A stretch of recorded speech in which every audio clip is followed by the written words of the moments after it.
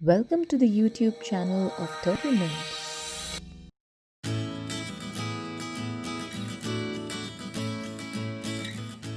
Health insurance होने के बावजूद पॉलिसी होल्डर को काफ़ी बार कुछ अमाउंट अपनी जेब से भरना पड़ सकता है।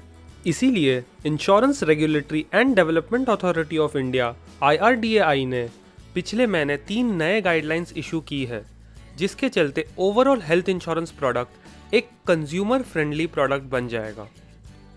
तो चलिए देखते हैं कि ये 3 नई गाइडलाइंस कौन सी है और आपको कैसे बेनिफिट देगी।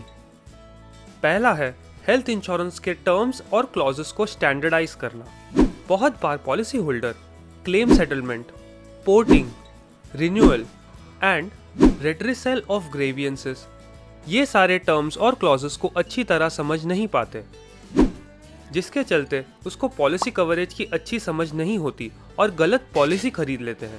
इसके चलते IRDAI ने इंश्योरेंस कंपनीज को prescribed standard policy wordings use करने के लिए डायरेक्ट किया है और जो एडिशनल टर्म्स एंड क्लॉजेस है उसको सिंपल करने कहा है। दूसरा है टेलीमेडिसिन कंसल्टेशन के लिए कवरेज।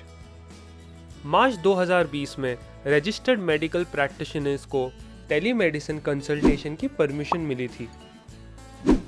इस पैंडेमिक के टाइम पर जब सोशल डिस्टेंसिंग इतना इम्पोर्टेंट है तो IRDAI ने भी इस कॉस्ट को कवर करने की परमिशन दे दी इंश्योरेंस कंपनी को, पर ये एक्सपेंसेस उनके लिए ही रियम्बर्स होंगी जिनकी पॉलिसी में OPD एक्सपेंसेस कवर्ड है। तीसरा है प्रोपोर्शनेट डिडक्शंस।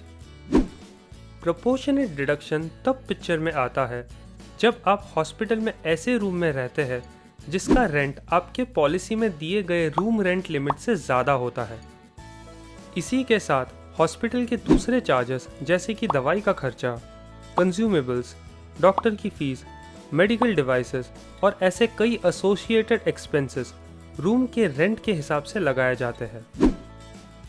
फॉर एग्जाम्पल, अगर एक पॉलिसी होल्डर के हॉस्पिटल का बिल है 3 लाख का और उस पॉलिसी होल्डर के पास 5 लाख का कवर है with 1% daily room rent limit, मतलब 5,000 रुपीज़ का डेली रूम रेंट लिमिट, और वो पॉलिसी होल्डर 7,000 का रूम ऑक्यूपाई करता है जो उसके रूम रेंट लिमिट से 2,000 रुपये ज़्यादा है, मतलब उसके रूम रेंट लिमिट से 40% ज़्यादा है, तो उसे सिर्फ ये 2,000 का डिफरेंस पर डे पे नहीं करना होता, बल्कि पूरे बिल अमाउंट का 40% तक अपनी जेब से भरना पड़ सकता है।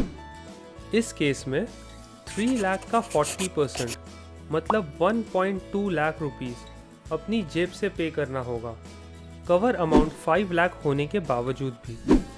अब तक एसोसिएट एक्सपेंसेस कौन कौन से होते हैं वो पॉलिसी में लिखे नहीं गए थे, पर नए गाइडलाइंस के अनुसार ये एसोसिएटेड एक्सपेंसेस पॉलिसी में डिफाइन होंगे। इंश्योरेंस कंपनीज फिर उसी defined associated medical expenses consumer से रिकवर कर सकते हैं। इंश्योरेंस कंपनीज ये परसेंटेज ICU चार्जेस पर भी नहीं लगा सकती, क्योंकि ICU रूम की कोई कैटेगरी नहीं होती।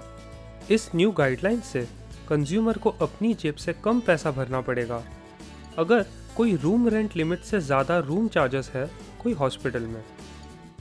ज़्यादा जानकारी के लिए आपके certified Turtlemint insurance advisor को कांटेक्ट करें।